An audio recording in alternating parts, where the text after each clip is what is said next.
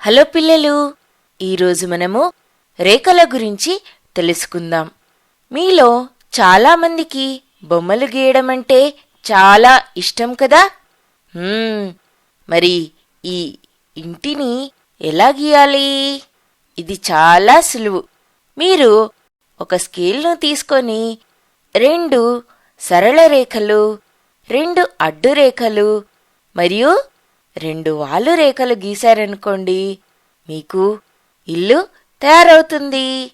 ఇప్పుడు మీరు రంగురంగుల పెన్సిల్తో దీనికి రంగులు వేస్తే అప్పుడు మీకు ఇల్లు ఎంత చక్కగా కనిపిస్తుందో కదా. ఇక్కడ చూడండి, పెన్సిల్ కాగితాన్ని తాకినప్పుడు ఒక చుక్క ఏర్పడుతుంది. ఆ చుక్కను మనము బిందువు అని అంటాము. చూడండి, ఇది బిందువు. ఈ బిందువుని మనము స్కేల్తో కొలవలేము. దీనికి పొడవులు కానీ వెడల్పులు కానీ ఉండవు. ఇది ఒక ఖచ్చితమైన స్థానాన్ని సూచిస్తుంది. అయితే ఇప్పుడు మీకు అర్థమైంది కదా, బిందువు అనగా ఏంటి?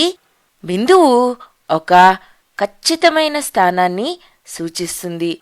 దానికి పొడవులు కానీ వెడల్పులు కానీ ఉండవు. కేవలము ఒక స్థానాన్ని సూచిస్తుంది. బిందువును ఒక చుక్కతో సూచిస్తాము. మరియు దీని పేర్లు మనము ఆంగ్లంలో పెద్దక్షరాలతో సూచిస్తాము.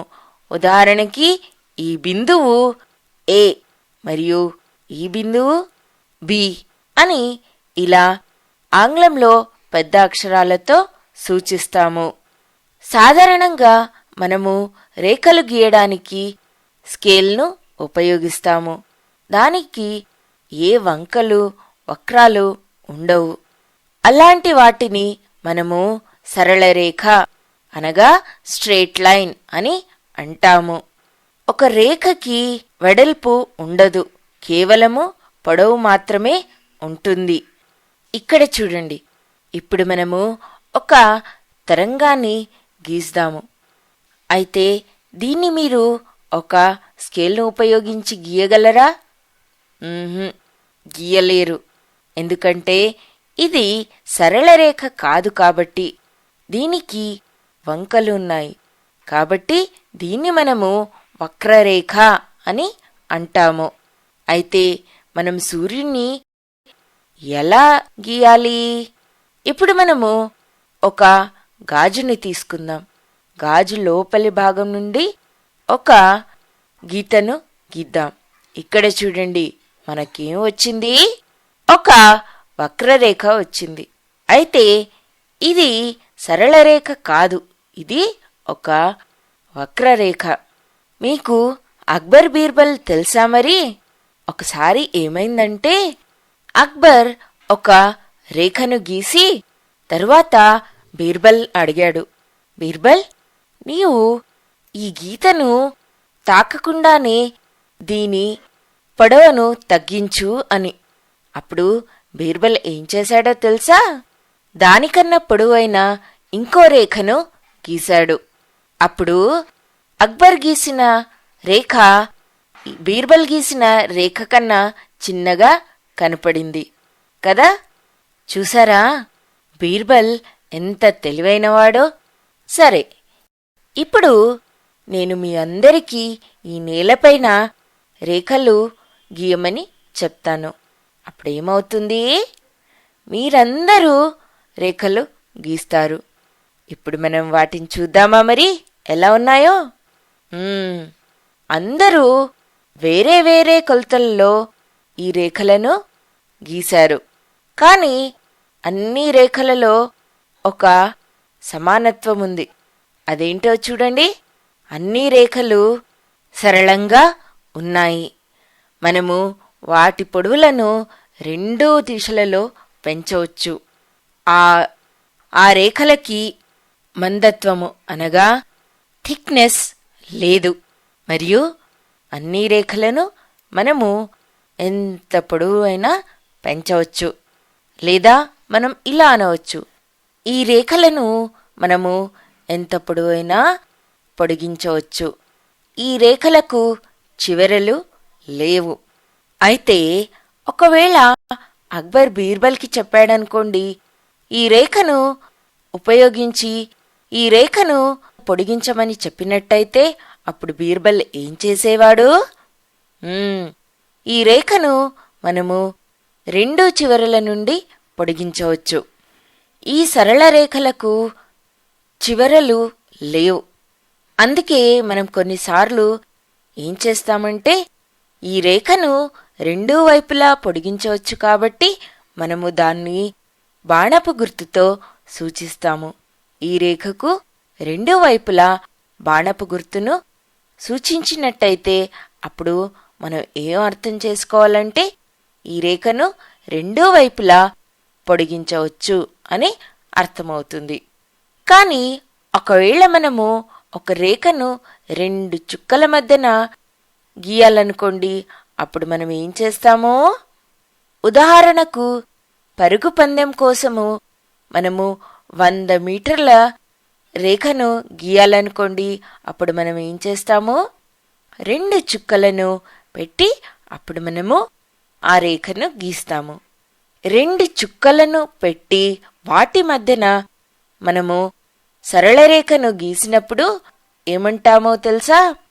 రేఖాఖండము అని అంటాము. ఆంగ్లంలో దీన్ని లైన్ సెగ్మెంట్ అని అంటారు. రెండు చుక్కల మధ్యన మనము ఒక రేఖను గీసినట్టయితే దాన్ని మనము రేఖాఖండము అని అంటాము. ఇక్కడ చూడండి, దీనికి రెండు చివరలు ఉన్నాయి. రెండు చివరల్లో ఒక్కొక్క బిందువును ఉంచాము. అర్థమైందా పిల్లలు? అయితే రేఖాఖండము అనగా ఏంటి? రేఖాఖండానికి రెండు చివరలు ఉంటాయి. ఆ రెండు చివరలను మనము ఆంగ్లంలో పెద్దక్షరాలతో సూచిస్తాము. ఆ రెండు బిందువులు ఒకటి ఏ, ఒకటి బి. అర్థమైందా? ఇప్పుడు మనం ఏ నుండి బి వరకు ఒక సరళ రేఖను గీసాము. దాన్ని మనం ఏమంటాము? రేఖాఖండము అని అంటాము. రేఖాఖండానికి ఒక ఖచ్చితమైన కొలత ఉంటుంది, అనగా ఓ ఖచ్చితమైన పొడవు ఉంటుంది. ఉదాహరణకి మన పరుగు పందెంకు మనకు 100 మీటర్ల పొడవు ఉంది కదా, మనం దాన్ని రెండు బిందువుల మధ్య గీసాము కదా. అలానే ఒకవేళ మనము టార్చ్ను తీసుకొని ఆకాశం వైపు చూయిస్తూ ఆన్ చేస్తే అప్పుడేమవుతుంది? ఆ వెలుతురు ఆకాశం వైపు కొద్ది దూరం వరకు కనిపిస్తుంది, ఆ తర్వాత కనిపించదు. మనము ఆ వెలుతురు ఎక్కడి వరకు ఆగిందో చూడలేము. అయితే వెలుతురు ఎప్పుడూ ఒక సరళ రేఖలానే వెళ్తూ ఉంటుంది. దానికి చివరలు ఉండవు. కొద్ది దూరం తర్వాత మనం ఆ వెలుతురును చూడలేము. మనం దీన్ని సాధారణంగా ఏమంటామో కిరణము అని అంటాము. ఒక టార్చ్ నుండి వెలువడే కాంతి కిరణాలు, సూర్యకిరణాలు మరియు కాంతి కిరణాలు అన్నీ కిరణము అనే జ్యామితీయ భావనను సూచిస్తుంది. కిరణము అనునది రేఖలోని ఒక భాగమును సూచిస్తుంది. కిరణము ఒక బిందువు అనగా తొలి బిందువు నుండి బయలుదేరి నిర్దేశిత దిశలో అనంతంగా సాగుతుంది. కాబట్టి కిరణానికి ఒకే ఒక చివర బిందువు ఉంటుంది. ఏదైనా ఒక రేఖపై ఏ అనున్నది బిందువు అనుకుందాం. ఏకు ఇరువైపులా బి సిలు ఉంటే ఏబి ఏసీలు రెండు కిరణాలే అవుతాయి. కిరణము ఒక ఖచ్చితమైన బిందువు నుండి మొదలయ్యి అనంతంగా ఒక సరళ రేఖగా వెళ్తూ ఉంటుంది. దాన్ని మనము ఒకవైపును బిందువుతో ఇంకోవైపును బాణపు గుర్తుతో సూచిస్తాము. అనగా ఒకవైపుకు చివర ఉండదు, అది ఎంత పొడవుగా అయినా వెళ్ళవచ్చు, అది అనంతంగా ఉంటుంది. ఇక్కడ చూడండి, ఇక్కడ ముగ్గురు సోదరులున్నారు. జగన్, మగన్ మరియు గగన్. వీళ్ళంతా ఒక సరళ రేఖలో నిల్చొని ఉన్నారు. ముగ్గురు ఒక నిర్ణీతమైన స్థానంలో నిల్చి ఉన్నారు.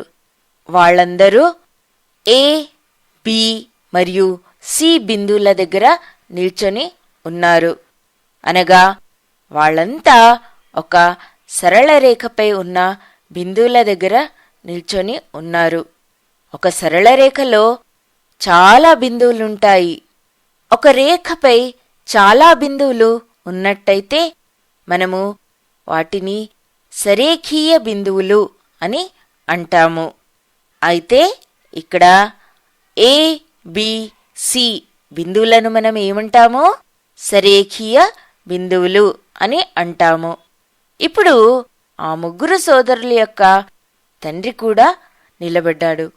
ఇక్కడ చూడండి, తను వాళ్ళ నాన్న నిలబడ్డ స్థానము ఈ సరళ రేఖ పైన లేదు. వాళ్ళ నాన్న డి బిందువు దగ్గర నిల్చొని ఉన్నారు. అయితే ఇప్పుడు మనము ఇవన్నీ ఒకే సరళ రేఖ పైన లేవు కాబట్టి మనం దీన్ని సరేఖీయ బిందువులు అని అనలేము. అనగా ఇప్పుడు ఏ, బి, సి, డిలు సరేఖీయ బిందువులు కావు. ఎందుకంటే ఇవి ఒకే సరళ రేఖ పైన లేవు కాబట్టి. ఏ, బి, సి బిందువులు మాత్రము సరేఖీయ బిందువులు. ఇక్కడ ఈ కొండను చూడండి.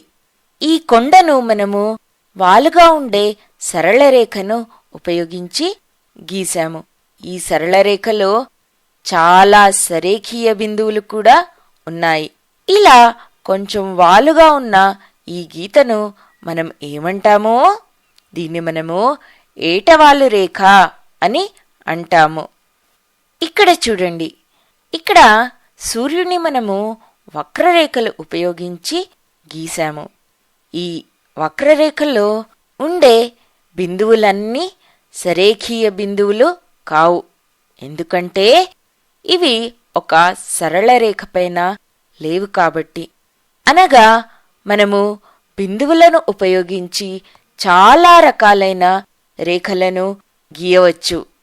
అవి వేరే వేరే రకాలలో వస్తాయి.